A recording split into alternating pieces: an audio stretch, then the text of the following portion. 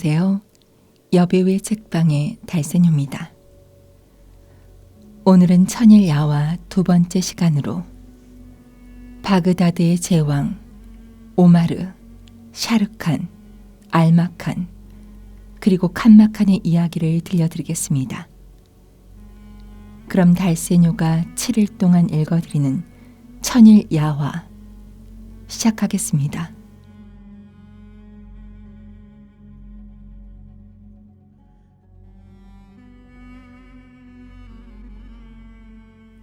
평화의 땅 바그다드에 오마르 빈 알 누우만이라는 왕이 살고 있었습니다. 그는 페르시아의 제왕은 물론 동로마국의 제왕까지 정복하는 등 여러 나라를 지배하며 그 명성을 떨치고 있었는데, 오마르 왕은 그의 명성만큼이나 여성 편력도 대단한 사람이었습니다.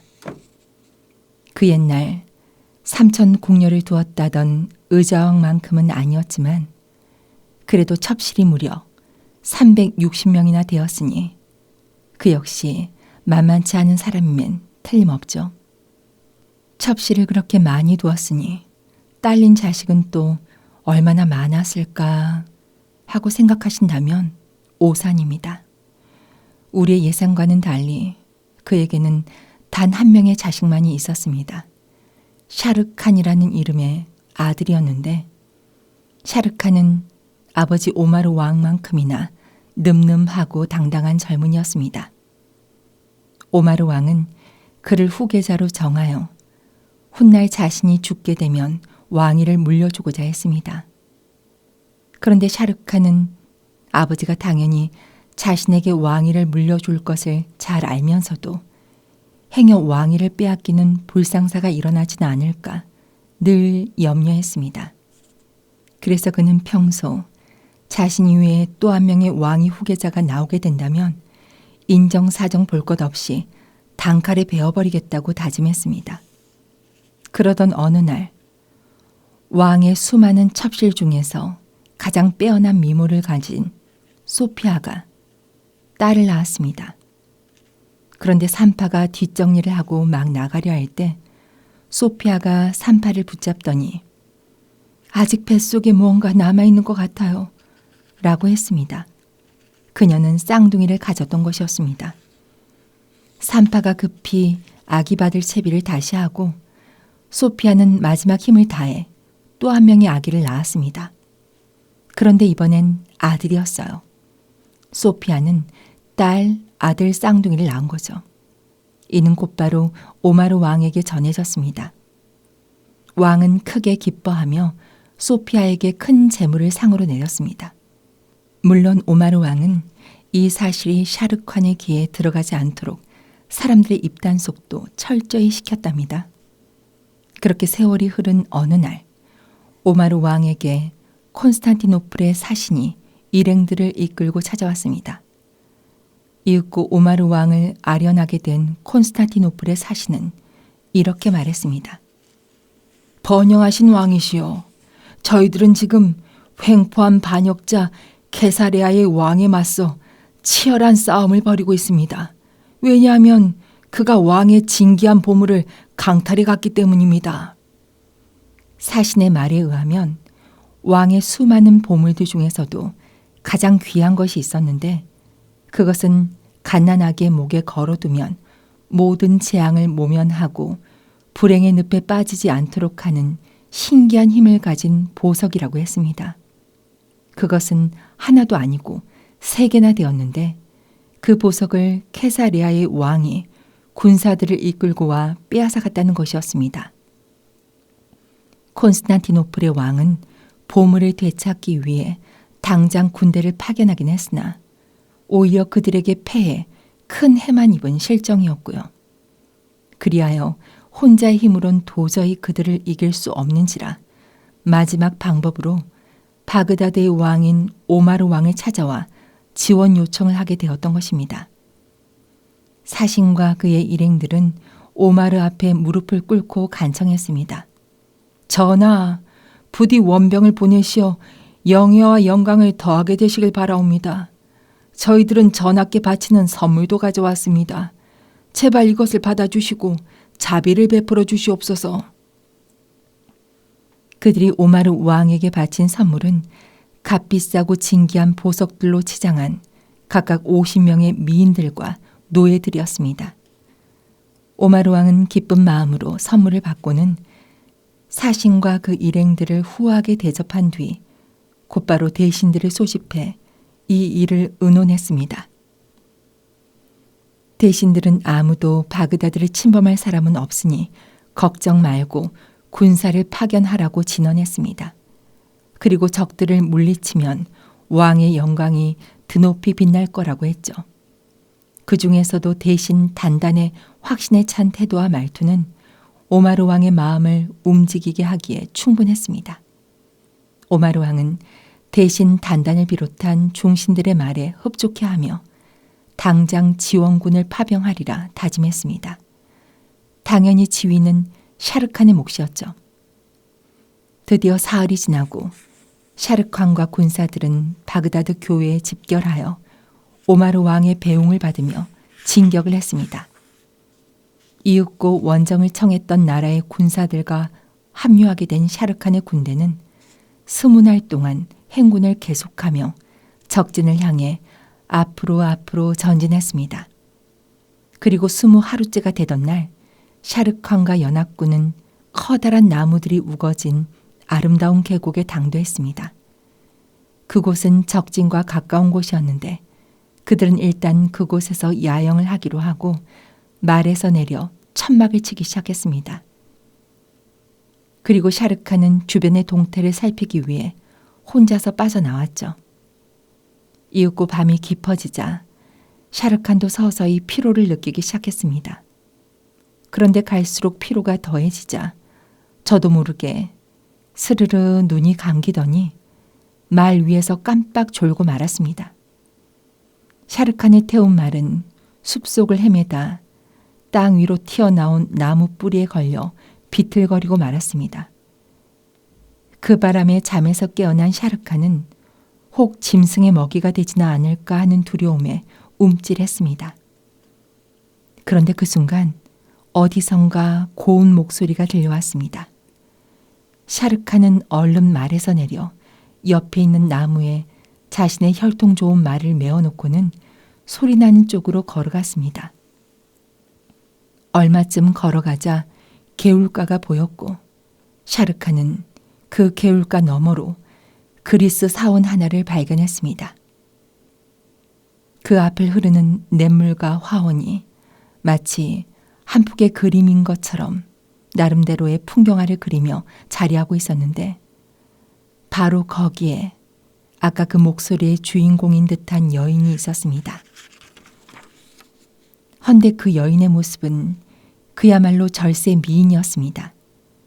그리고 또 그 앞에는 달처럼 어여쁜 10명의 처녀들이 서 있었는데 아마도 시녀들인 듯 했습니다. 그런데 희한한 일이 벌어졌습니다. 가운데 앉아있던 아리따운 여인이 뭐라고 했는지 시녀들이 그녀에게 한 명씩 차례로 달려들지 뭡니까? 그것도 무서운 기세로 말이에요.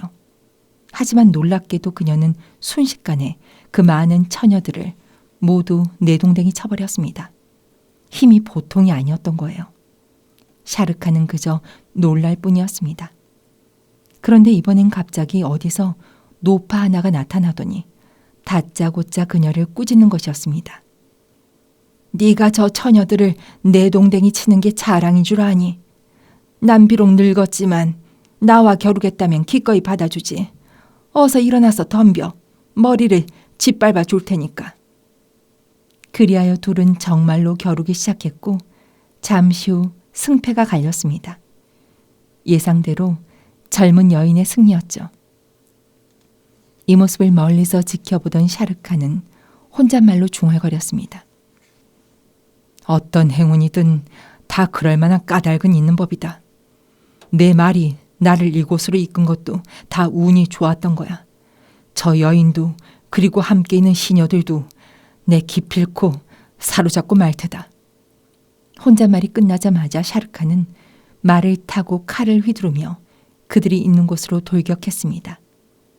이를 본 여인은 개울을 훌쩍 넘어 샤르칸에게로 다가오더니 큰 소리로 외쳤습니다. 넌 누구냐? 나는 회교도인으로 그저 사냥감을 찾아 나섰을 뿐이다. 그런데 너희들만큼 아름다운 사냥감은 본 적이 없어. 그러니 내 오늘 기필코 너희들을 잡아 동지들에게 선물로 나눠주고 말 테다. 그러나 여인은 샤르칸의 말에 겁을 먹기는커녕 오히려 맞대결을 하자고 청했습니다. 하지만 샤르칸은 비웃으며 이렇게 생각했죠. 내가 전사 중의 전사라는 사실을 아직 잘 모르는 모양이군. 둘의 대결 종목은 씨름이었습니다. 그런데 막상 여인이 다가오니 샤르칸은 볼수록 아름답고 귀여운 모습에 그만 마음이 어지러워져 제대로 힘 한번 써보지 못하고 번번이 쓰러지고 말았습니다. 그리하여 2대 0으로 완승을 거둔 여인은 무리들이 있는 건너편으로 가더니 샤르칸을 향해 상냥해진 목소리로 말했습니다. 이제 그만 돌아가세요. 당신 친구들이 기다릴 테니까요. 하지만 샤르칸은 쉽게 발길을 돌리지 못했습니다. 어쩐지 그녀와 헤어지고 싶지가 않았거든요. 샤르칸이 머뭇거리자 여인은 그를 데리고 사원 안으로 들어갔습니다. 이번엔 맞대결 상대가 아닌 손님의 자격으로 말이죠. 여인이 안내하는 곳으로 들어간 샤르칸은 깜짝 놀라고 말았습니다. 그 내부의 화려함이란 이루 말할 수가 없이 눈부셨거든요. 천장에 달려있는 램프는 마치 불꽃처럼 휘황찬란했고 방 안에는 향기로운 초를 들고 머리에 온갖 보석을 장식한 시녀들이 두 줄로 길게 서서 그들을 맞아주었습니다. 그녀는 샤르칸의 얼굴을 한참 동안 들여다보더니 이렇게 말했습니다. 이봐요, 샤르칸님. 당신이 이곳에 머무르게 된 것을 영광으로 생각합니다.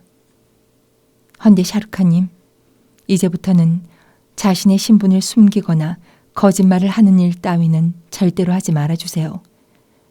그리고 이곳에 오신 것도 다 운명의 뜻이니 마음 편히 쉬시면서 때를 기다리십시오. 놀랍게도 그녀는 이미 그의 신분을 다 알고 있었던 것입니다. 이윽고 음식이 들어왔고 여인은 먹을 것을 권했습니다. 그러나 샤르칸은 섣불리 입에 대지 않았는데 그녀가 자신의 신분을 알고 있다는 걸 알게 된 이상 100% 신뢰할 수가 없었던 거죠. 이것을 모를 리 없는 눈치 빠른 여인은 자신이 먼저 음식들을 집어 먹으며 아무 이상이 없음을 확인시켜 주었습니다. 그러자 샤르칸도 의심을 풀고 함께 먹고 마시며 끝내는 잔뜩 취하고 말았죠. 분위기가 무르익고 기분이 좋아지자 여인은 시녀에게 악기를 가져오라고 했습니다.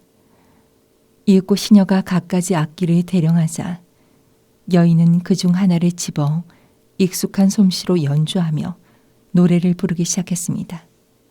술에 취하고 분위기에 취해 샤르칸은 기분이 한결 좋아졌습니다. 그런데 그때 떠들썩한 소리가 온 사원 안에 퍼지더니 100명의 기병들이 어지럽게 몰려와 서슬퍼렁 칼날을 높이 쳐들며 이렇게 외치는 것이었습니다. 네 이놈 샤르칸, 드디어 네가 우리 수중 안으로 들어왔구나. 살아 돌아갈 생각은 꿈에도 마라. 난데없는 소란이 일자 샤르칸은 순간적으로 이런 생각이 들었습니다. 이 간사한 여자가 날 함정에 빠뜨리기 위해 일부러 계략을 꾸몄구나. 샤르칸은 심한 배신감에 휩싸여 여인을 돌아봤습니다. 그런데 뜻밖에도 여인의 얼굴이 새파랗게 질려있는 게 아니겠어요? 여인은 벌떡 일어나더니 날카로운 소리로 말했습니다. 무례하게 이게 무슨 짓이냐? 공주님 옆에 있는 저놈은 바그다드 오마르 왕의 아들 샤르칸으로 각지를 돌아다니며 약탈을 일삼는 도둑입니다. 성이란 성은 모두 함락시키고 요새란 요새는 죄다 부수는 사악한 자가 바로 저놈입니다. 그러자 공주는 몹시 화를 내며 그들을 나무랐습니다. 샤르칸은 그저 자신의 손님일 뿐이라며 그를 옹호해 주는 것은 물론 그 길로 왕에게로 돌아가 알고 계신 바와 사실은 달랐다고 전하라고 일렀죠. 그러나 그들은 쉽게 물러서지 않았습니다. 공주님, 외람된 말씀이 오나 저희는 아무것도 가지지 않고서는 왕께 다시 돌아갈 수가 없습니다. 여인은 정색을 하며 화를 내었습니다만 결국 100명의 기병대와 샤르칸의 대결을 막을 수는 없었습니다. 그렇게 대결은 시작되고 10명의 기병대가 한꺼번에 샤르칸에게 덤벼들었습니다. 하지만 그가 누굽니까? 용맹스러운 샤르칸이 아닙니까? 결국 대결은 샤르칸의 승리로 끝이 났습니다. 그런 샤르칸의 용맹한 모습을 본 여인은 크게 탄복했습니다. 이제 제 신분을 말할 때가 되었군요. 사실 저는 케사레아라고도 하는 로움 왕의 딸 아브리자입니다. 방금 들이닥친 저 군사들은 바로 제 아버님의 군사들이죠. 아무래도 제 할머니가 당신이 여기에 있으니 잡아가라고 아버님께 밀고를 하신 것 같습니다. 샤르칸이 이곳으로 올 때 여인과 겨루기를 하던 그 노파가 바로 아브리자의 할머니였던 것입니다. 그나저나 샤르칸을 도왔으니 아브리자도 무사하진 않을 겁니다. 다시 성으로 돌아갈 수도 없을 텐데. 그녀를 걱정하는 샤르칸을 보며 아브리자는 말했습니다. 제 걱정은 마시고 어서 군대가 있는 야영지로 가세요. 그런 다음 바로 고국으로 돌아가도록 하십시오. 그러나 샤르칸은 그럴 수 없다고 했습니다. 아직 적과 제대로 싸워보지도 못했는데 그냥 돌아가다니요.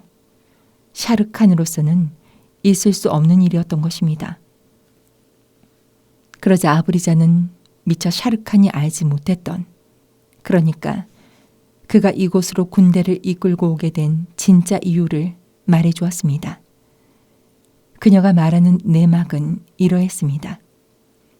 샤르칸의 아버지에게 도움을 청하고자 했던 콘스탄티노플의 왕 아우리도는 샤르칸이 이끌고 온 바그다드의 군대를 산채로 잡아 포로로 삼고자 한다는 것이었습니다.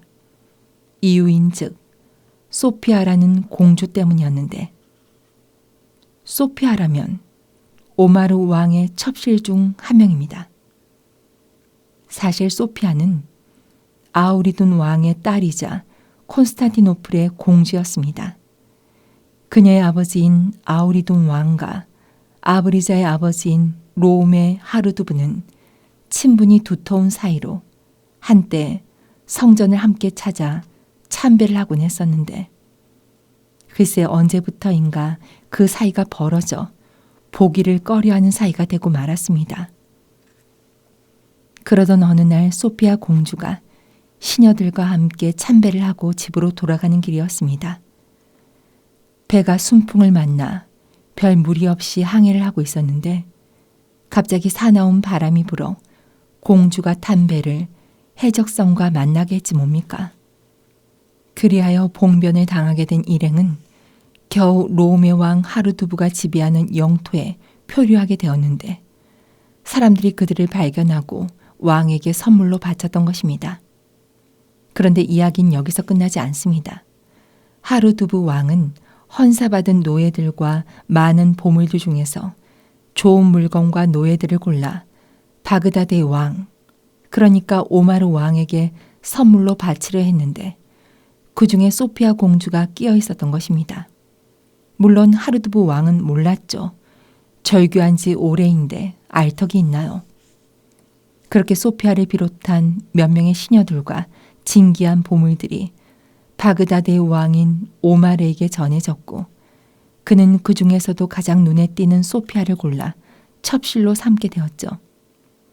뒤늦게 이 사실을 알게 된 아우리돈 왕은 일부러 오마르 왕에게 원군을 청하게 되었는데 그리하면 분명 그의 아들인 샤르칸이 지휘에 나설 테니 그를 이용해서 복수를 하려 했던 게죠. 그리고 맨 처음 콘스탄티노플의 사신이 찾아와 말했던 갓난아기를 지켜준다던 그 세 개의 보물은 아브리자가 가지고 있었습니다. 로움의 왕 하르두부가 소피아가 지니고 있던 그 보물을 빼앗아 자신의 딸에게 선물로 줬거든요. 아브리자에게서 모든 전후 사정을 듣게 된 샤르칸은 그녀에게 고맙다는 말을 전하고 당장 자신의 군사들이 머무르고 있는 야영지로 돌아갔습니다. 이윽고 야영지에 도착한 샤르칸은 연합군이 의심하지 않도록 적당한 핑계를 댄 다음 곧 자신의 군사들을 이끌어 바그다드로 향했습니다. 진실을 안 이상 더 이상 진군할 하등의 이유가 없었으니까요. 무사히 돌아온 샤르칸은 아브리자와 함께 아버지를 뵙고 그간의 사정 이야기를 모두 전했습니다. 아브리자는 오마르 왕에게 자신이 가지고 있던 보물, 그러니까 3개의 목걸이를 선물로 바쳤죠. 그리고 시녀들과 함께 왕이 마련해 준 궁으로 갔습니다. 오마르 왕은 아들인 샤르칸에게 호의를 베푼 것도 베푼 것이었지만 자신이 그녀에게 딴 마음을 품고 있었기 때문에 최고급 시설이 갖추어진 가장 좋은 궁을 처소로 내주었던 것입니다. 오마르 왕은 아브리자에게서 받은 3개의 목걸이 중 하나를 샤르칸에게 줬습니다. 그리고 나머지 2개는 쌍둥이에게 줄 것이라고 했는데 여동생의 이름은 알 자만, 남동생의 이름은 알 마칸이라고 했습니다. 쌍둥이라니. 샤르칸은 당연히 놀랄 수밖에 없었습니다.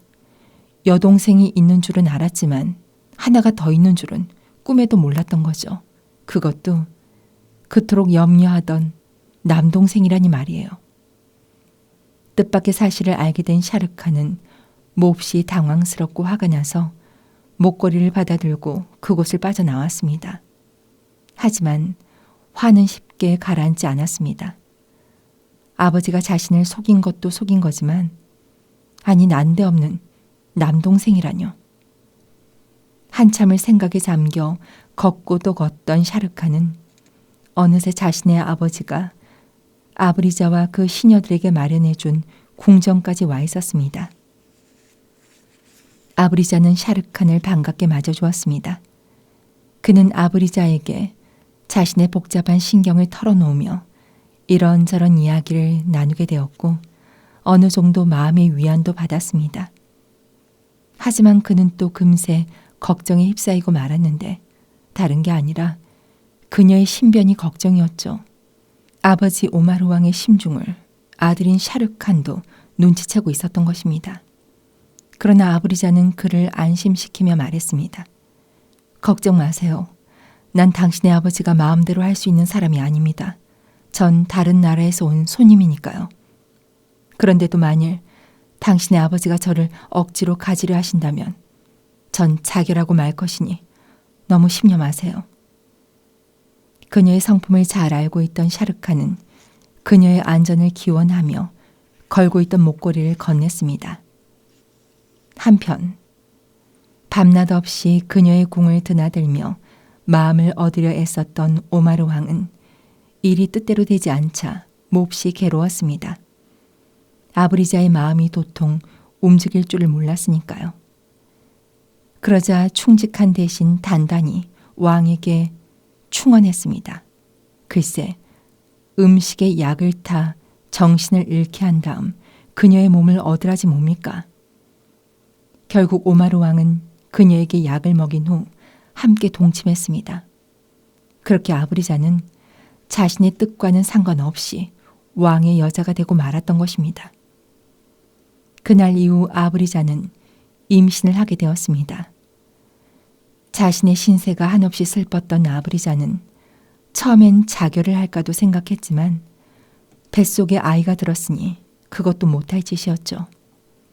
오마르 왕은 친히 약을 지어 보내는 등 처음에는 신경을 좀 쓰는 듯 했습니다만 그것도 오래가지 못했습니다.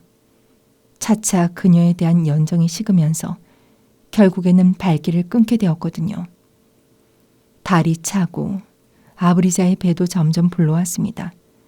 그럴수록 아브리자는 오로지 고향으로 돌아가고 싶은 생각밖에 없었습니다.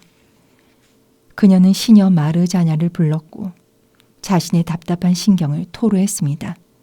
그녀 밖에는 아무도 마음을 터놓을 사람이 없었거든요. 애석하기도 샤르카는 부재 중이었습니다. 성에 돌아온 이후 이 일 절로 괴로웠던 나머지 여행을 떠나고 없었거든요. 주인의 사정을 딱하게 여긴 마르자냐는 고향으로 돌아갈 방도를 생각하다 마침 문지기 노예를 생각해냈습니다.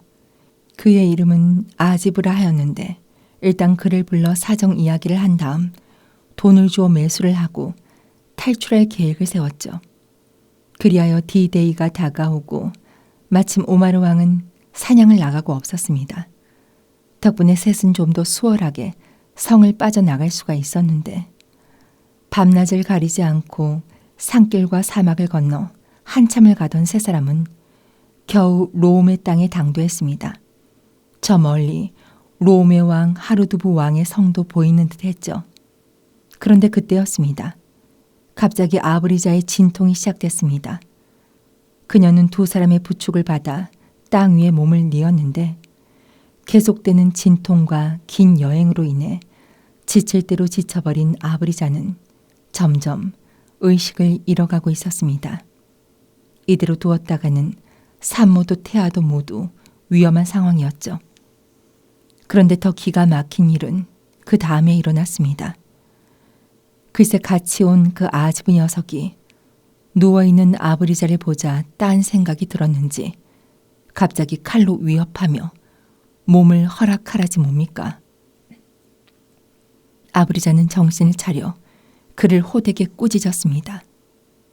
그러자 아지브는 길길이 날뛰더니 아무 반항도 할 수 없는 아브리자를 향해 무자비하게 칼을 휘둘렀고 그녀는 목에 치명적인 상처를 입고 말았습니다.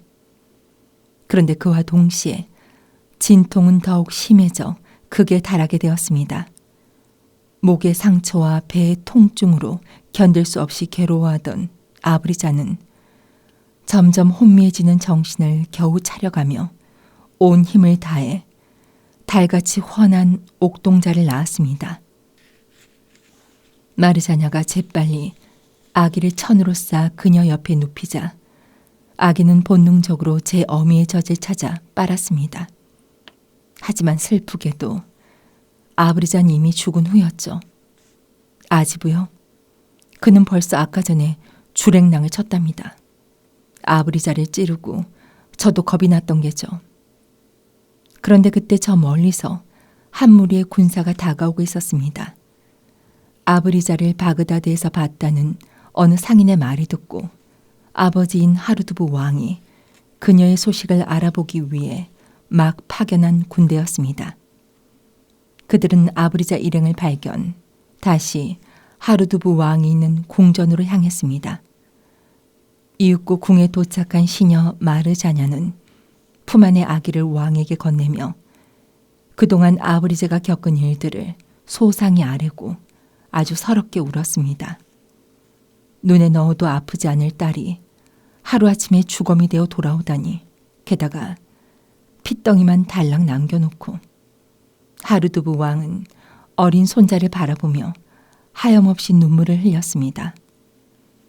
아브리자의 시신을 거두어 케사레아 왕가의 무덤에 안치하고는 곧 자신의 어머니인 알다와이를 찾아가 복수를 다짐했는데요. 그런 하르두부 왕에게 그녀의 어머니 알다와이는 눈물을 머금고 말했습니다. 아브리자의 원수를 갚는 일은 무엇보다 중요한 일이다. 하지만 너무 조급하게 굴어서는 안 돼. 나는 오마르 왕과 그 왕자들을 모두 죽일 때까지는 결코 이 일에서 손을 떼지 않을 테야. 알다와이는 당장 빼어난 미모를 가진 처녀들을 모아놓고 그들에게 예의범절과 시 짓는 법을 가르쳤습니다. 오마르 왕의 대단한 여성 편력을 너무나도 잘 알고 있던 알다와이는 그 점을 이용하기로 했던 것입니다. 그 시각 사냥에서 돌아온 오마르 왕은 아브리자가 사라졌다는 소식을 듣게 되었습니다. 물론 왕은 몹시 슬퍼했습니다. 발길이 좀 뜸하긴 했지만 그래도 한때 자신이 연정을 품었던 여인이 아닙니까? 때마침 긴 여행을 마치고 돌아온 샤르카는 자신이 성을 떠나 있는 동안의 일들을 아버지께 전해 듣고 몹시 괴로워했습니다. 그런데 괴로운 일은 또 있었습니다. 아버지인 오마르 왕이 매일같이 쌍둥이를 찾아가 함께 시간을 보내기 일쑤였기 때문이었죠. 그는 괴로움과 질투심으로 점점 말라갔습니다. 결국 참다 못한 그는 아버지 오마르 왕에게 자신의 속마음을 모두 털어놨습니다. 그리고는 그 둘이 보이지 않는 아주 먼 시골로 내려가 살고 싶다고 했죠. 오마르 왕은 그런 아들의 심중을 헤아려 그를 자신의 영토 안에 있는 다마스커스 왕으로 임명하여 그곳에 가 살도록 배려했습니다. 그리하여 샤르칸은 다마스커스 왕이 되어 바그다드를 떠나게 되었답니다. 그 무렵 쌍둥이들도 자라 어엿한 청년이 되었습니다. 어찌나 잘 자라주었던지 그들을 가르쳤던 선생님들은 한결같이 오마르 왕을 찾아가 그들의 뛰어난 학식이며 인품에 대해 입에 침이 마르도록 칭찬하는 것이 일이었죠. 그러던 어느 날 바그다드의 거리에 순례 행렬이 나타났습니다. 그들은 메카를 참배하고 예언자의 묘를 참배하기 위해 가던 길이었는데 마침 그것을 보게 된 알마카는 그들의 행렬을 따라 순례하고 싶어 견딜 수가 없었습니다. 그는 오마르 왕을 찾아가 허락을 받고자 했습니다. 하지만 왕은 허락하지 않았습니다. 알마카는 풀이 죽은 채로 누이인 알자만에게 가서 하소연을 했습니다. 그러자 누이인 알자만은 아버지 몰래 순례 행렬을 따라가 보자고 했습니다. 마침내 두 사람은 오마르 왕의 눈을 피해 몰래 순례 행렬을 따라 예루살렘으로 향했습니다. 그런데 시련의 시작이었는지 알자만의 몸이 좋지 않았습니다. 하지만 다행히 알자만의 몸은 금세 나았지만 그런데 이번엔 알마칸의 몸이 말썽이었습니다. 계속해서 신혈이 나고 상태가 나빠져 그들은 결국 순례 행렬과도 떨어져 덩그러니 둘만 남게 되었습니다. 갈수록 알마칸의 몸은 나아질 기미를 보이지 않았습니다. 엎친 데 덮친 격으로 그나마 가지고 있던 돈도 다 떨어져 약은커녕 음식도 살 수 없었죠. 알자만은 공리 끝에 직접 나가서 일거리를 찾아보기로 하고 머리를 틀어 올려 수건으로 감싼 다음 여관에서 나왔습니다. 그런데 한참이 지나도록 그녀는 돌아오지 않았습니다. 혹 무슨 사고라도 난 것은 아닐까. 알마카는 걱정이 태산 같았습니다. 어렵게 밖으로 나온 알마카는 심부름꾼에게 부탁해서 시장 골목까지 업어다 달라고 했습니다. 그리하여 시장 골목으로 나온 그는 사람들에게 먹을 것을 구걸하기 시작했는데요. 사람들은 그의 애처로운 모습에 너무나 가슴 아파했습니다. 그래서 얼마씩의 돈을 걷어 낙타 한 마리를 전세 내서는 낙타몰이꾼에게 그를 다마스커스에 있는 병원까지 데려가 달라고 부탁했습니다. 낙타몰이꾼은 사람들에게 돈을 받아 챙기고는 알마칸을 낙타에 실었습니다. 일단 씻기는 했지만 끝까지 데리고 갈 생각은 추호도 없었죠. 얼마쯤 갔을까? 그는 목욕탕의 화구가 보이는 잿더미 옆에 그를 버려두고 주랭랑을 쳤습니다. 한편 밖으로 나간 알자만은 마땅한 일자리가 구해지지 않아 애를 태웠죠. 그렇게 헤매기만 하다가 그녀는 우연히 한 늙은 상인을 만나게 되었습니다. 그 상인은 갑자기 알자만의 손을 잡더니 막내딸의 친구가 되어달라고 호소하는 것이었습니다. 원래 그 상인은 노예를 팔아 돈을 버는 노예 상인이었습니다. 그런데 길을 지나다 우연히 아름다운 모습의 알자만을 보게 되었고 그녀를 잡아다 팔면 후한 값을 받을 수 있겠다고 생각하고는 계획적으로 접근했던 것입니다.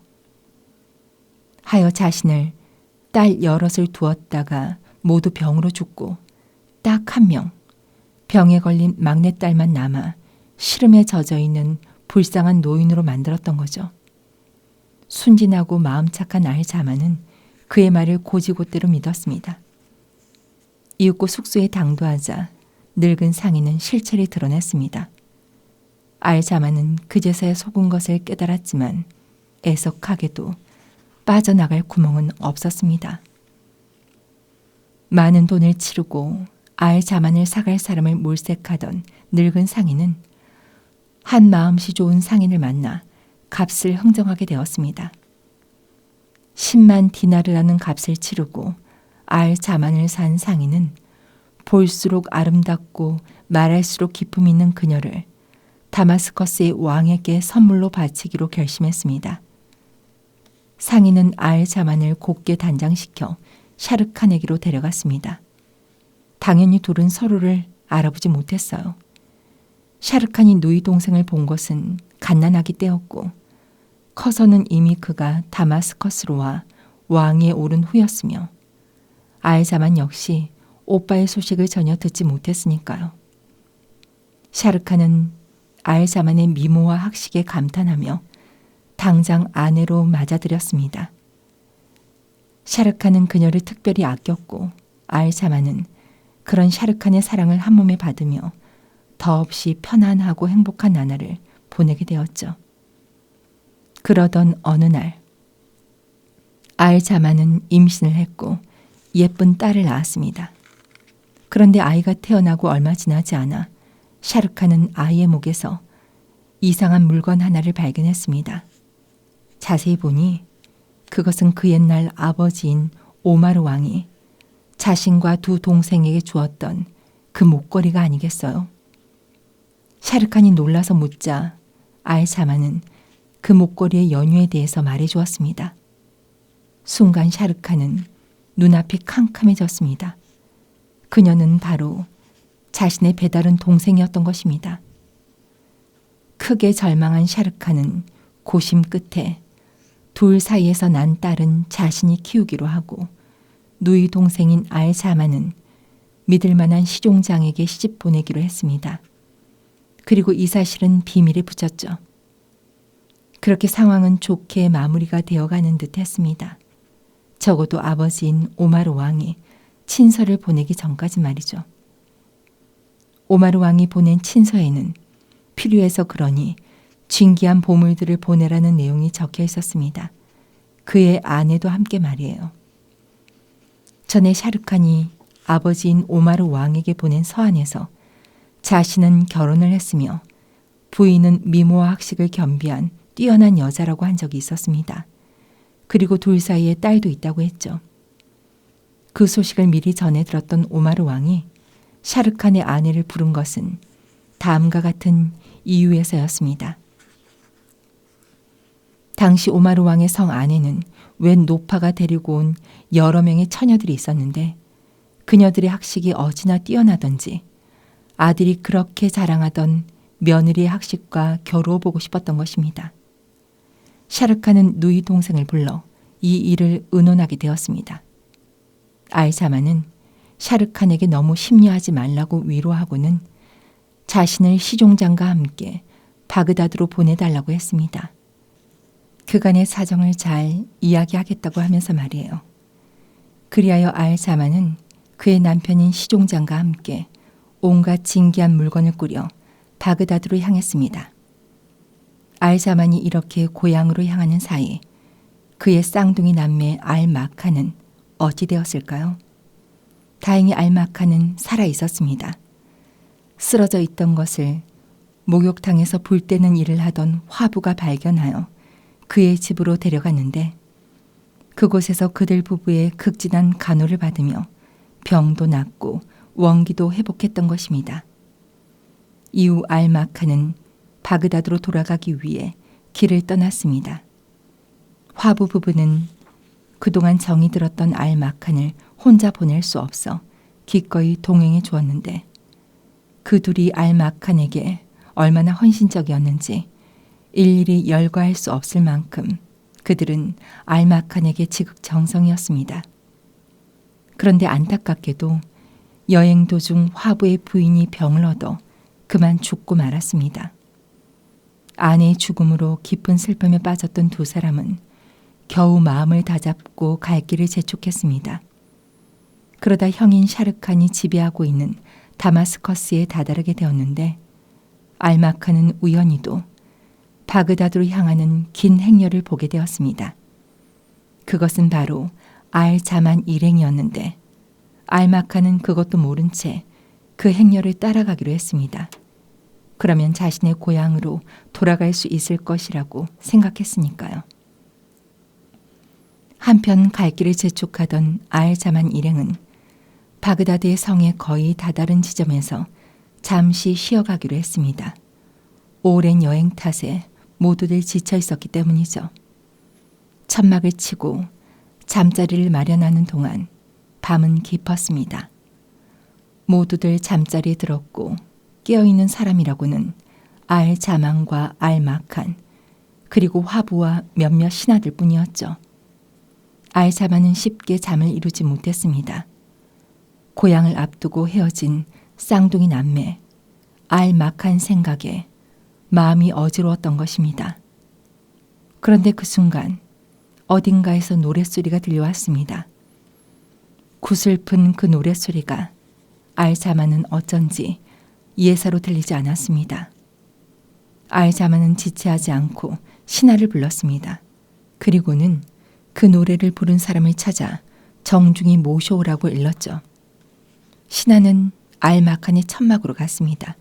그리고 그를 바로 알자만에게로 안내했죠. 알마칸이 알자만의 천막으로 들어가자 둘은 한눈에 서로를 알아보고는 너무 놀라고 기쁜 나머지 부둥켜 안은 채 눈물을 흘렸습니다.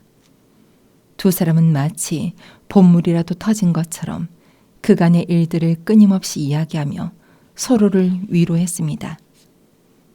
다음날 알자만과 알마칸 두 남매는 함께 고향으로 향했습니다. 그런데 저쪽에서 희뿌연 먼지가 일더니 웬 무리가 오는 게 아니겠어요. 그들은 다름 아닌 오마르 왕의 군사였습니다. 그들은 알자만과 알마칸의 신분을 알고 나자 하염없이 눈물을 흘리면서 뜻밖의 이야기를 전했습니다. 오마르 왕께서는 독살을 당해 돌아가셨습니다. 이윽고 대신 단단과 만나게 된 일행은 그에게서 오마르 왕에게 일어난 그간의 일들을 듣게 되었는데 그 내용은 이러했습니다. 어느 날 한 노파가 여러 명의 아리따운 여인들을 데리고 오마르 왕이 살고 있는 궁전으로 찾아왔습니다. 그 노파는 깊은 신앙심과 굳은 절개로 왕의 신임을 얻게 되었는데 그럴 수 있었던 데는 함께 온 아리따운 여인들의 공이 컸다고 했습니다. 그녀들은 하나같이 빼어난 미모를 가지고 있었는데 얼굴만 예쁜 게 아니라 아는 것도 많아서 단번에 오마르 왕의 마음을 빼앗고 말았던 것입니다. 세월이 흘러도 여전히 여성 편력이 대단했던 왕은 당연히 그녀들을 자기 것으로 만들고 싶은 욕심이 들었겠죠.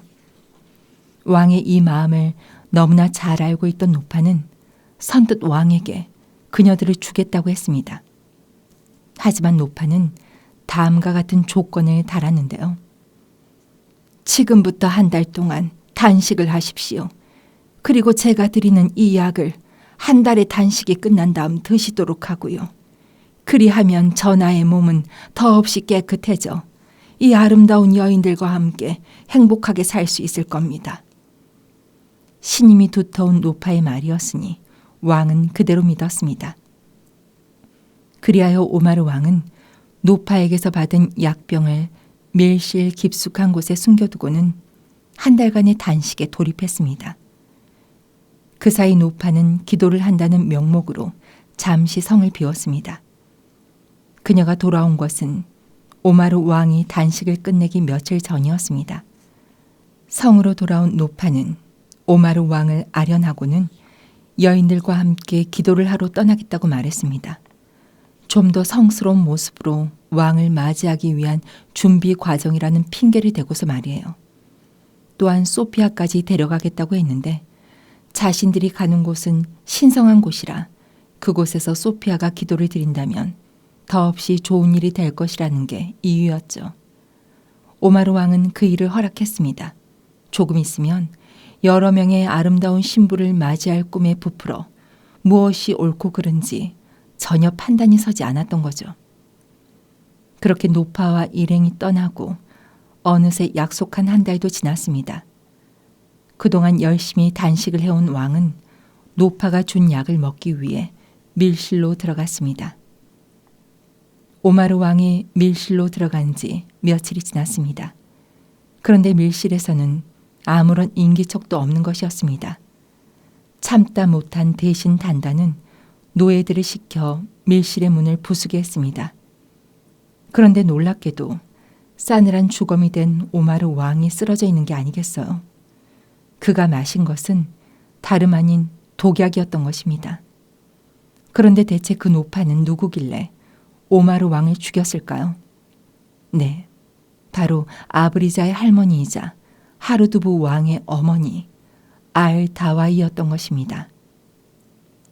손녀의 복수를 위해 시일을 두고 천천히 그리고 완벽하게 준비해왔던 그녀는 계획적으로 오마르 왕에게 접근, 결국 목적을 달성했던 것입니다. 소피아 공주까지 빼돌리고 말이에요. 졸지에 왕을 잃어버린 바그다드의 대신들은 왕이 계승자를 누구로 할 것인가에 대해 논쟁을 벌였습니다. 결국 대신 단단은 샤르칸에게 이 일을 의논하기로 하고 짐을 꾸려 다마스커스로 향했습니다. 그러다 우연히 알 자만과 알 마칸 일행을 만나게 된 것입니다. 대신 단단과 그 일행들은 오랜 논의 끝에 알마칸을 바그다드의 새 왕으로 결정하고 이 소식을 만방에 알렸습니다. 졸지의 왕이 된 알마칸은 대신 단단과 알자만의 남편인 시종장을 좌총룡 우백호로 앉혀두었습니다. 그는 곧 편지를 써 단단에게 전했습니다. 그것은 형인 다마스커스의 왕 샤르칸에게 보내는 것이었는데 거기에 적힌 내용은 이러했습니다. 형님, 이 편지를 보시는 대로 정사를 정리하시고 군사를 일으켜 바그다드로 와주시기 바라옵니다. 부디 힘을 합해 아버님의 오명을 싣고 원수를 갚도록 합시다. 그리고 혹 형님께서 바그다드의 왕이 되고 싶으시다면 난 기꺼이 이 자리를 내어드리겠습니다. 대신 단단히 떠나고 난 후 알마칸 왕은 그동안 자신을 성심성의껏 돌봐주었던 화부를 찾아 으리으리한 집을 선사했습니다. 얼마 후 단단히 돌아왔습니다. 그는 샤르칸이 여행 중이며 돌아오는 대로 곧 이곳에 당도할 것이라고 아뢰었습니다.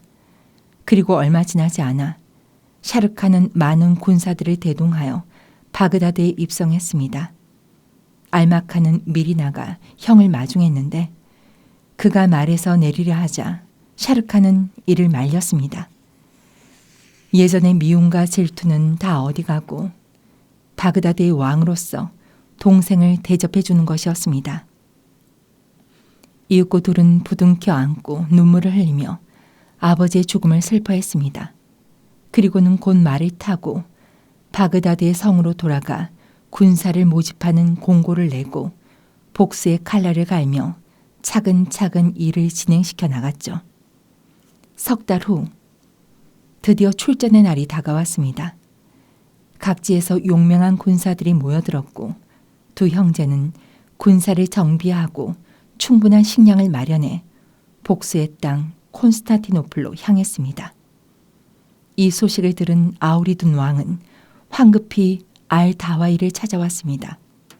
도무지 자기 힘으론 어떻게 해야 할지 몰랐거든요. 비록 롬의 왕과 사이가 벌어졌다고는 하나 각각 소피아 공주와 아브리자 공주의 일로 바그다드에 원한이 있으니 한 배를 탄 것이나 마찬가지였죠. 그녀는 아우리둔 왕에게 정면과 측면을 이용한 전략을 알려줬습니다. 왕은 승리의 확신에 차 그녀가 시키는 대로 했습니다만 결국 용맹한 샤르칸의 군대를 이길 수는 없었습니다. 그들이 아무리 기세등등한 장수를 보낸다고 해도 샤르칸에게는 적수가 되지 않았던 것입니다. 이대로는 도저히 안 되겠다고 생각한 알다와이는 고귀한 수행자로 변장을 해 직접 적진으로 들어가 샤르칸을 죽일 생각을 했습니다. 수행자이자 남자로 변장한 그녀의 모습은 정말로 감쪽 같았습니다. 만반의 준비를 다 끝낸 알다와이와 그 일행은 샤르칸과 알마칸의 군대가 머무르고 있는 곳으로 향했습니다.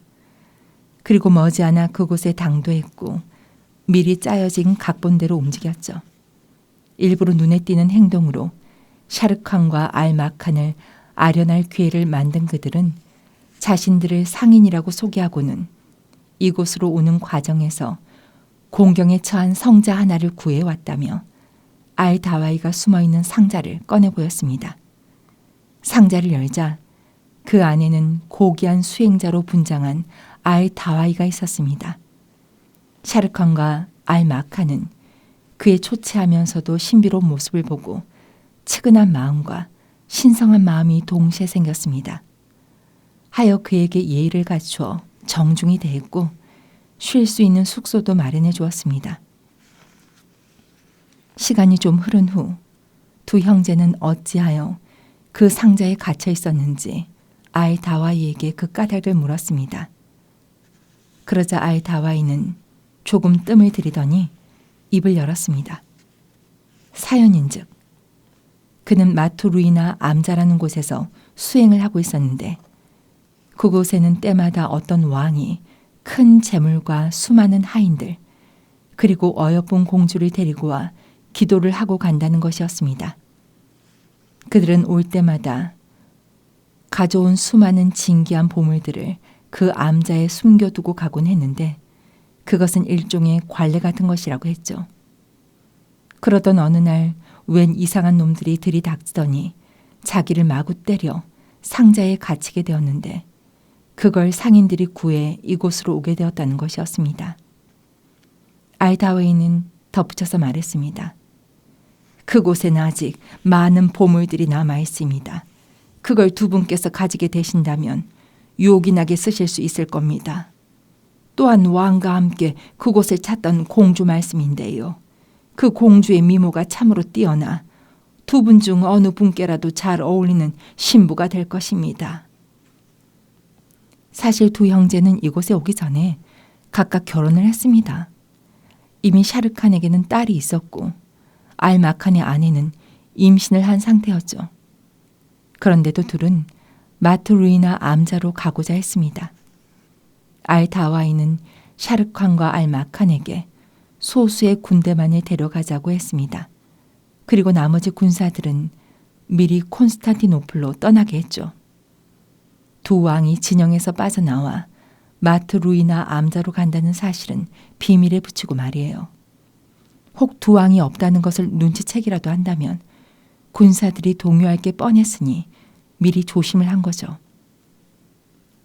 그리하여 수만 대군은 알자만의 남편인 시종장의 지휘 아래 콘스탄티노플로 샤르칸과 알마칸 대신 단단과 성자로 분한 알다와이 그리고 소수의 군대는 마투루이나 암자로 향했습니다. 도착하니 알다와이의 말대로 정말 진귀한 보물들이 가득했습니다.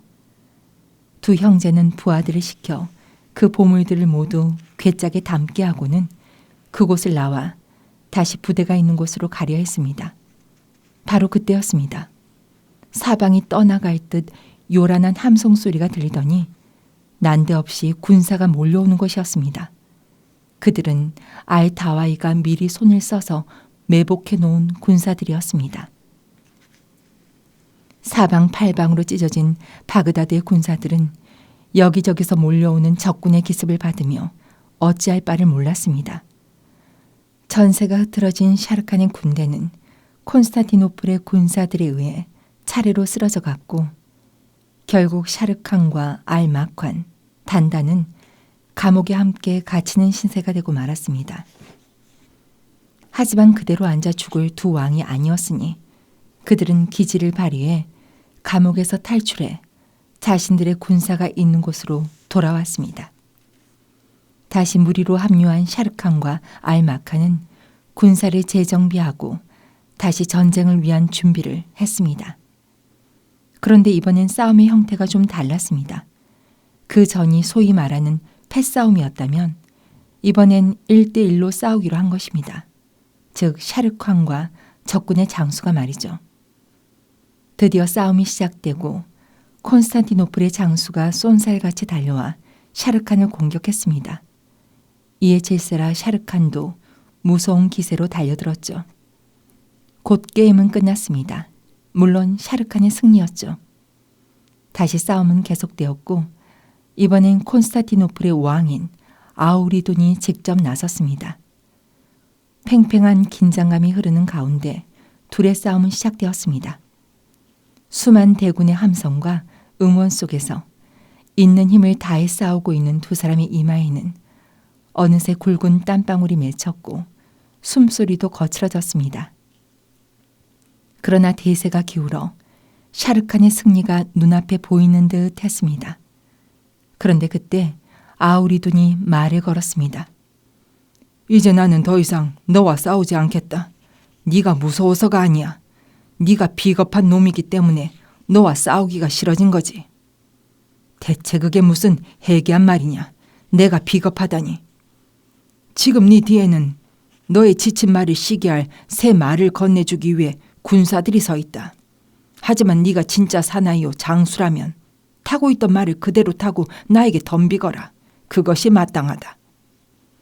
샤르칸은 당연히 그러겠다고 말하고는 자신의 부하들을 물러서게 하기 위해 뒤를 돌아봤습니다. 그런데 그 순간 빠른 속도로 앞에서 창이 하나 날아오는 게 아니겠어요? 아우리돈 왕이 샤르칸을 속아 넘어가게 한 다음 그 틈을 노려 공격을 감행했던 것입니다. 알다와이가 가르쳐준 술책이었던 거죠. 샤르칸은 날아오는 창을 피하기 위해 몸을 뒤로 젖혔습니다. 하지만 평소 단련된 몸매로 남과는 다른 덩치를 가지고 있던 그였기에 미처 창을 다 피하지 못하고 그만 창 끝에 가슴을 찔리는 중상을 입고 말았습니다. 그리하여 샤르칸은 쓰러지고 알마칸과 대신 단단 그리고 시종장 등은 황급히 샤르칸을 부축해 그들의 천막으로 돌아갔습니다. 다행히 샤르칸은 죽지 않았습니다. 상처가 가볍진 않았지만 죽을 정도는 아니었던 거죠. 부상으로 더는 싸울 수 없게 된 샤르칸의 대신에 이번엔 알마칸이 나섰습니다. 그는 형의 원수를 갚고자 이를 악물었습니다. 콘스탄티노플 측에서는 하르두브 왕이 출전했습니다. 어차피 한 배를 탄 몸, 아우리돈 왕이 한번 출전했으니 이제는 자신의 차례라고 여겼던 것이죠. 서로를 향해 칼끝을 겨눈 두 사람은 날카로운 눈으로 상대를 응시하다 돌진, 퀭 하는 소리를 내며 불꽃 튀는 접전을 벌였습니다.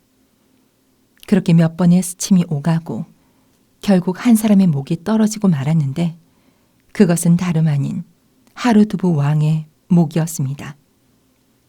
적장의 목을 벤 알마칸은 개선 장군과도 같이 당당히 샤르칸의 숙소로 달려갔습니다. 예상대로 샤르칸은 너무나 기뻐하며 아우의 공을 칭찬해 주었습니다만 알다와이는 달랐습니다. 그녀가 누굽니까? 바로 롬의 왕 하르두브의 어머니가 아닙니까? 전혀 예상치 못한 아들의 사망 소식이 전해지자 알다와이의 얼굴은 순식간에 벌겋게 달아올랐습니다. 알다와이는 아들의 죽음 앞에 맹세했습니다. 내 기필코 아들의 원수를 갚아주리라. 그 결심은 곧 실행으로 옮겨졌습니다. 샤르칸이 쉬고 있던 천막의 경비가 소홀한 틈을 타 자고 있던 그의 목을 사정없이 잘랐던 것입니다. 그는 황급히 천막을 빠져나와 아우리돈 왕에게로 향했습니다. 본격적인 복수를 위해서였죠. 그런데 마침 잠이 오지 않았던 대신 단단이 밖으로 나오면서 알다와의 모습을 보게 되었습니다. 그는 주변을 살피며 조심스럽게 걷는 알다와의 모습을 이상하게 여겨 뒤쫓아 가보기로 했습니다. 헌데 알 다와이가 어떤 사람인데 그걸 눈치채지 못하겠어요. 그는 얼른 뒤를 돌아보더니 적당한 핑계를 대고 유유히 그곳을 빠져나갔습니다. 허나 아무래도 석연치가 않았던 단단은 샤르칸의 천막을 향해 달려갔습니다. 그런데 안을 들여다보니 샤르칸은 물론 그를 지키고 있던 시종들까지 모조리 숨이 끊어져 있지 뭡니까? 단단은 당장 알마칸과 시종장 여러 장수들을 깨워 이 사실을 알렸습니다. 그리고 이는 모두 알다와이, 그러니까 그 성자의 지시라고 고했습니다. 갑작스러운 샤르칸의 죽음 앞에 모두들 망연자실 할 말을 잃고 말았습니다. 알마칸은 샤르칸의 죽음과 계속되는 전쟁으로 인해 시름시름 야위어가고 있었습니다. 알마칸은 결국 그들과 의논한 끝에 일단 바그다드로 돌아가기로 했습니다. 충남 몸과 마음을 재정비해 다시 전쟁에 나서기로 하고 말이죠. 성으로 돌아온 알마칸을 맞이해준 것은 아내와 올해 7살이 된 아들 칸마칸이었습니다. 그는 그동안 그리워했던 가족들과 뜨거운 상봉을 한 뒤 대신 단단을 시켜 다마스커스에 있는 샤르칸의 딸과 형수를 데려오라고 했습니다. 그는 또 은인인 화부를 다마스커스의 새 부왕으로 임명했는데 얼마 후 다시 전쟁이 시작되면 도와달라는 부탁의 말을 전하면서 다마스커스로 보냈습니다. 화부와 함께 다마스커스로 갔던 대신 단단은 얼마 지나지 않아 샤르칸의 딸과 함께 돌아왔습니다. 형수는 이미 병으로 세상을 떠나고 없었기 때문에 그녀만을 데리고 온 것이었죠. 샤르칸의 딸은 쿠지아 화칸이라 했습니다. 알마칸의 아들인 칸마칸과는 비슷한 또래로 어린 아이임에도 불구하고 이목구비가 또렷하고 조화로워 귀티는 물론 밝은 빛이 나는 듯 했죠. 그렇게 세 가족을 맡게 된 알마칸의 식구들은 칸마칸과 쿠지아 화칸을 함께 키우며 평화롭게 살았습니다. 그러던 어느 날 알마칸이 대신 단단을 불렀습니다. 단단, 내가 전쟁에 나가기 전 왕위를 아들인 칸마칸에게 물려주고 그 뒤를 시종장이 봐주게끔 하면 내 마음이 아주 편할 것 같은데 어떻소 내 생각이? 저는 반대이옵니다. 왜냐하면 지금 왕자이신 칸마칸님의 나이가 아직 어리고 또 역대 왕들을 보면 생전에 미리 왕위 계승을 하신 분들은 모두 왕위 계승 이후 얼마 안 가 전쟁터에서 돌아가시거나 병으로 일찍 세상을 떠나셨기 때문입니다. 그러나 알마칸의 생각에는 변함이 없었습니다. 결국 그는 본인의 뜻대로 왕위를 아들인 칸마칸에게 물려주고 그 뒤를 시종장이 봐주도록 했습니다. 그런데 말이 씨가 되는 것인지 얼마 후 알마칸은 병을 얻어 세상을 뜨고 말았습니다. 꼭 콘스탄티노플을 무너뜨려 조상들의 원수를 갚아달라는 유언을 남기고 말이죠. 알마칸이 죽고 난 얼마 후 아직 칸마칸의 나이가 어리다는 것을 핑계로 시종장은 왕권을 쥐고 흔들게 되었는데 사람들은 그를 사산왕이라 불렀습니다. 그러는 사이 알마칸의 아들 칸마칸과 샤르칸의 딸 쿠지아 화칸의 나이도 12살이 훌쩍 넘었습니다. 그 둘은 마치 약속이라도 한 듯이 빼어난 외모와 기질을 동시에 지닌 보기 드문 어른으로 자라나고 있었습니다. 하지만 둘의 생활은 크게 달랐습니다. 쿠지아 화칸은 사산 왕을 양 아버지로 두고 부러울 것 없이 호화로운 생활을 즐겼던 반면 눈칫밥을 먹는 칸마칸의 하루하루는 그야말로 가시방석이었습니다. 그 와중에도 사랑은 싹터 쿠지아 화칸에 대한 알마칸의 마음은 점점 커져갔습니다. 그렇게 세월이 흐른 어느 날 칸마칸은 집을 나가야겠다고 생각했습니다. 어디든 가서 많은 지참금을 번 다음 사산왕 앞에 보란듯이 내놓고 쿠지아 화칸을 아내로 맞을 생각이었던 것입니다. 결심이 서자 칸마카는 간단한 먹을거리를 챙겨 길을 떠났습니다. 이윽고 밤이 되고 정처 없이 걷고 또 걷던 칸마칸이 어느 지점에 이르자 어둠의 저쪽에서 노랫소리가 들려왔습니다. 내용을 들어보니 사랑의 아픔과 고달픈 신세를 한탄하고 있었습니다. 그 사람의 이름은 사바. 사촌 누이를 사랑하고 있으나 지창금이 없어 도적질을 해서라도 그것을 마련하기 위해 나온 딱한 사내였습니다. 그런데 그 사람은 칸마칸을 보더니 다짜고짜 반말을 해대는 것이었습니다. 칸마칸이 자기보다 나이가 어리다는 것을 알고는 얕잡아보고 함부로 대했던 거죠. 그의 무례한 태도를 더는 참을 수가 없던 칸마칸은 순식간에 그를 번쩍 들어올려서는 강으로 던져버리겠다고 엄포를 놨습니다. 아무리 나이가 어리다고 해도 칸마칸에게 그 정도는 시군죽 먹기였죠. 그동안 받은 수련이 얼만데요. 그러자 그때까지 거만하기 짝이 없던 사바는 칸마칸에게 통사정을 하기에 이르렀습니다. 제발 내려주세요. 무례하게 굴어 죄송합니다. 지금 저를 풀어주시면 언젠가는 그 은혜를 갚을 날이 꼭 있을 겁니다. 칸마칸은 그를 풀어주었습니다. 도망가는 그를 뒤로 하고 칸마칸은 다시 길을 재촉했습니다. 그런데 얼마 가지 않아 칸마칸은 웬 남자를 하나 만나게 되었습니다. 잘생기고 혈통 좋은 말을 탄 남자였는데 부상을 입었는지 말이 이끄는 대로 이리저리 비틀거리고 있었습니다. 그런데 칸마칸 앞에 이르자 그는 말에서 떨어지고 말았습니다. 그를 부축하고 보니 이미 많은 피를 흘린 상태였는데 정신이 혼미한 듯 제대로 몸을 가누지도 못했죠. 저는 도적입니다. 말이나 소 등 짐승을 훔치죠. 제가 지금 심하게 상처를 입은 것도 다 저 말을 훔치다가 그렇게 된 것입니다. 전 고향으로 돌아가야 합니다. 제발 데려다 주십시오. 혹 제가 이 자리에서 죽는다면 저 말을 드리겠습니다. 그러니 제발 제 부탁을 들어주세요. 칸마칸은 어찌나 그 눈빛이 간절하던지 차마 거절할 수가 없었죠. 칸마칸이 그렇게 하겠노라 대답하고는 그를 일으켜 세우려 했습니다. 그런데 그 순간 사나이는 그만 죽어버리고 말았습니다.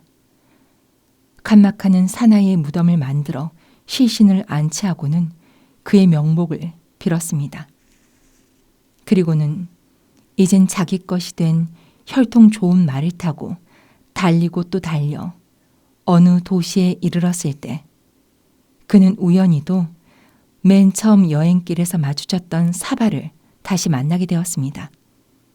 참 희한한 우연이긴 했지만 어쨌든 사바는 칸마칸을 나리로 모시게 되었습니다. 그렇게 2인 1조가 되어 노획물을 찾아 헤매던 칸마칸과 사바는 드디어 쓸만한 물건들을 발견하게 되었습니다. 칸마칸은 마치 먹이를 포착한 맹수처럼 주저없이 적진으로 돌진, 조물애기들을 단칼에 베어버렸습니다. 헌데 그중 하나가 장수 중의 장수라 불리는 사내였습니다. 그의 이름은 카르타슈라 했습니다. 그는 그 무렵 한 여자를 몹시 사랑하고 있었는데 그녀는 아름다운 용모와는 달리 전사처럼 날쌔고 용감해 웬만한 남자는 한 손으로 꺾어버리는 대단한 여자였죠. 그러니 보통 남자들이 눈에 찰 리가 있었겠어요? 아이의 아버지에게 자신은 자신을 꺾어버릴 수 있을 만한 사람이 아니면 결혼을 하지 않겠다고 선언할 정도였다니 말 다했죠. 카르타슈는 바로 그녀의 눈에 들기 위해 그 일대를 평정하고 다녔던 것입니다. 자, 그럼 다시 칸마칸의 이야기로 돌아가서 카르타슈는 감히 자신들의 물건을 빼앗으려 하는 자를 보며 말했습니다. 가뜩이나 아끼던 말을 도둑 맞아 신경질 나 죽겠는데 네 놈은 또 뭐냐? 그런데 칸마칸을 본 카르타슈는 가슴이 철렁 내려앉았습니다. 글쎄 자신이 그토록 사모하는 그녀가 말 위에 앉아있지 않겠습니까? 우습게도 칸마칸의 빼어난 용모가 흡사 자신이 사랑하는 그녀와 같아서 착각을 했던 것이죠. 나중에야 카르타슈는 그것이 자신의 착각이었음을 알았지만 때는 이미 늦어 칸마칸에게 목이 잘리는 신세가 되고 말았습니다. 그리하여 칸마칸은 노획한 물건들 그리고 수많은 노비들과 함께 바그다드로 향했습니다. 이제 당당히 쿠지아 화칸을 아내로 맞을 수 있을 만큼의 재산이 모였으니까요. 칸마칸이 바그다드의 도성에 이르렀을 때 이미 그의 소문은 파다하게 퍼져 있었습니다. 사람들은 칸마칸이 죽였다는 카르타슈의 머리를 보기 위해 몰려들었는데 알고 보니 그가 유명한 도적이었다지 뭡니까? 칸마칸은 카르타슈에게서 노획한 많은 물건들 중에서 말이나 낙타 같은 짐승들을 바그다드의 서민들에게 골고루 나눠줬습니다. 덕분에 사람들은 그의 깊은 배려에 감복하며 그를 더없이 사랑하고 존경하게 되었죠. 온 바그다드의 도성 안은 칸마칸의 용맹과 그 배포에 관한 이야기로 떠들썩했습니다. 이는 곧 사산 왕의 귀에도 들어가게 되었는데 사산 왕은 갑자기 자신을 따르는 태수들과 대신들을 불러 모아 놓고는 칸마칸을 죽이겠다는 뜻을 은근히 내비쳤습니다. 그리고는 그들에게 충성을 맹세해 줄 것을 원했죠. 사산 왕의 일당들은 하나같이 충성을 맹세했습니다. 그렇게 칸마칸의 암살 음모가 모의되던 바로 그때 쿠지아 화칸의 귀에도 이 소식이 전해졌습니다. 쿠지아 화칸은 당장 노파를 불렀습니다. 그녀에게 처음으로 칸마칸의 소식을 전해주었던 그 노파를요. 그녀는 이 엄청난 음모를 칸마칸에게 은밀히 전하라 일렀습니다. 그렇게 며칠이 지나고 이미 대신들과 이야기를 끝내놓은 사산왕은 칸마칸이 외출할 날만을 손꼽아 기다리고 있었습니다. 기회를 틈타서 그를 죽일 작정이었죠. 그러던 어느 날 칸마칸이 자신의 신복인 사바를 데리고 사냥에 나섰습니다. 그런데 바로 그때 어디선가 함성 소리가 들렸습니다. 그러더니 난데없이 웬 장수와 부하들이 나타나지 않았겠어요? 그들은 모두 사산 왕이 보낸 자객들로 칸마칸을 죽이기 위해 투입된 일종의 특수부대였습니다.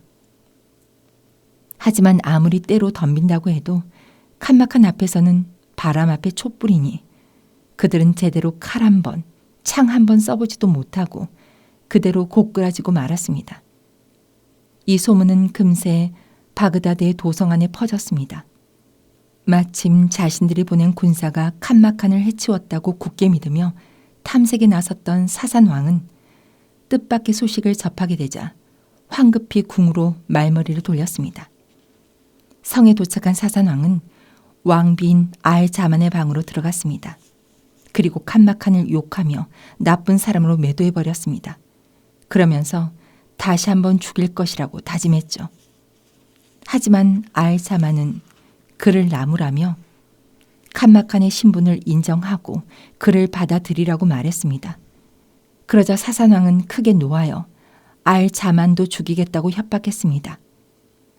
그러자 알자만은 금세 태도를 바꾸어 어린 시절 칸마칸과 쿠지아 화칸의 유모였던 바쿤이라는 노파를 불러들였습니다. 평소 그 노파를 잘 따랐던 칸마칸이었기에 쉽게 접근할 수 있을 거라고 생각했던 것이죠. 그런데 그 노파는 평소 나쁜 짓을 밥 먹듯이 하는 그런 사람이었습니다. 여하튼 바쿤은 사산 왕과 알자만에게서 칸마칸을 죽이라는 명을 받았습니다. 그녀는 사산 왕에게서 죽음을 부르는 단도를 받아들고 나와서 곧 칸마칸에게로 갔습니다. 칸마칸은 반색을 하며 자기가 입던 겉옷을 벗어 얼른 바쿤의 어깨에 덮어주었습니다. 바쿤은 칸마칸에게 오늘 밤 함께 보내자고 했습니다. 이 얘기 저 얘기 들려주겠다고 하면서 말이에요. 칸마칸은 흔쾌히 승낙했고 바쿤은 칸마칸의 옆자리에 앉아 이야기를 시작했습니다. 옷 속에는 사산 왕에게서 받은 단도를 숨겨둔 채 말이에요. 이윽고 피곤해진 칸마칸은 잠이 들고 바쿤은 그가 깊이 잠들었는지 다시 한번 확인한 다음 옷 속에서 단도를 꺼내 그의 목을 향해 내리치려 했습니다. 그때였습니다. 때마침 칸마칸의 어머니가 황급히 문을 열고 방으로 들어오는 것이었습니다. 바쿠는 얼른 단도를 숨기고 그녀를 향해 공손히 절을 했습니다. 어머니는 침착하게 칸마칸에게로 가 잠들어 있는 아들을 흔들어 깨웠습니다. 잠에서 깬 칸마칸은 밤새도록 자신의 곁에서 재밌는 이야기를 들려준 바쿤의 공로를 치하하며 잘 자라는 말을 건넸고 바쿤은 곧장 그곳을 빠져나왔습니다. 바쿤이 나간 후 어머니는 칸마칸에게 노파의 계략에 대해 일러주었습니다. 그나저나 어머니는 그 사실을 어떻게 알았을까요? 어머니에게 칸마칸의 위험을 알려준 것은 바로 쿠지아 화칸이었습니다. 그녀는 우연히 양 아버지인 사산 왕과 어머니 알자만이 하는 이야기를 엿듣고는 곧바로 칸마칸의 어머니에게 이 같은 사실을 알려주었던 것입니다. 날이 밝자 칸마칸은 어머니와 함께 도성을 떠났습니다. 그리고는 대신 단단을 찾아가 몸을 의탁하게 되었는데 얼마 안 가 고모인 알자만과 칸마칸의 연인이자 사촌 누이인 쿠지아 화칸도 합류했습니다. 사실 알자만은 사산 왕의 힘에 눌려 어쩔 수 없이 조카인 칸마칸을 죽이는 일에 동참하긴 했지만 속으론 몹시 괴로웠던 것입니다. 그리하여 다시 모이게 된 대신 단단과 진정한 바그다드의 국왕 칸마칸은 오마르 왕과 그의 아들 샤르칸의 원수를 갚기 위해 로움의 나라로 원정을 떠나게 이르렀습니다. 그러나 일행의 일정은 순탄치 못했습니다. 가는 도중 이루 헤아릴 수 없는 갖가지 일들을 겪게 되었는데 글쎄 어느 날은 프랑크의 루무잔 왕에게 생포되어 죽을 지경에 이르렀지 뭡니까? 루무잔 왕 앞으로 끌려가게 된 알자만과 칸마칸, 쿠지아 화칸과 대신 단단 등은 비통한 마음에 고개를 떨구고 있었습니다. 그런데 바로 그때 갑자기 나타난 루무잔 왕의 유모가 그들의 앞을 가로막으며 말했습니다. 전하, 저들을 진정 죽이려 하시나이까? 어딜 감히 맞고 나서는 게냐? 어서 비켜서지 못할까? 전하, 아니되옵니다. 저들은 전하의 누이이자 조카입니다. 그러니 제발 칼끝을 거두어 주옵소서. 그게 무슨 소리냐? 내 부모님은 모두 돌아가셨다고 네가 그러지 않았느냐? 한 분은 살해당하고 또 한 분은 독살당했다고 말이야. 맞습니다. 하지만 그것은 일부에 지나지 않습니다. 전하께 미처 말씀드리지 않은 이야기가 더 있습니다. 유모는 그동안 감춰두었던 이야기를 모두 했습니다. 사실 제 이름은 마르자냐입니다. 그리고 전하의 어머님과 아버님의 성함은 각각 아브리자와 오마르이지요. 아브리자님께서는 로움의 공주로 하르두브 왕의 따님이셨고 오마르님께서는 바그다드의 왕이셨습니다. 그렇습니다. 루무잔 왕은 그 옛날 아브리자가 고향으로 돌아가기 위해 길을 떠났다가 노예에게 살해당하던 그 순간에 태어난 바로 그 아기였던 것입니다. 유모는 그간의 일들을 하나도 빠짐없이 모두 털어놨습니다. 그녀는 또 세 개의 목걸이에 대한 이야기도 해주었는데 그 세 개의 목걸이 행방을 이야기하자면 이렇습니다. 하나는 샤르칸이 아버지 오마르 왕에게서 받은 다음 아브리자에게 주었다가 다시 루무잔에게로, 나머지 두 개는 오마르 왕이 쌍둥이 알마칸과 알자만에게 주었다가 알마칸의 것은 다시 칸마칸에게로 가 있었던 것입니다. 이윽고 루무잔 왕은 칸마칸의 목에 걸려있는 목걸이를 보게 되었습니다. 이제 모든 것이 분명해졌으니 더는 의심할 여지가 없었죠. 그렇게 알자만을 비롯한 칸마칸, 루무잔 왕, 쿠지아 화칸 등은 뜨거운 가족애를 느끼며 기쁨의 눈물을 흘렸습니다. 칸마칸 일행은 다시 발길을 돌려 바그다드의 성으로 돌아왔습니다. 루무잔 왕도 함께였죠. 바그다드로 돌아온 칸마칸과 그의 추종 세력들은 곧 사산 왕을 몰아냈습니다.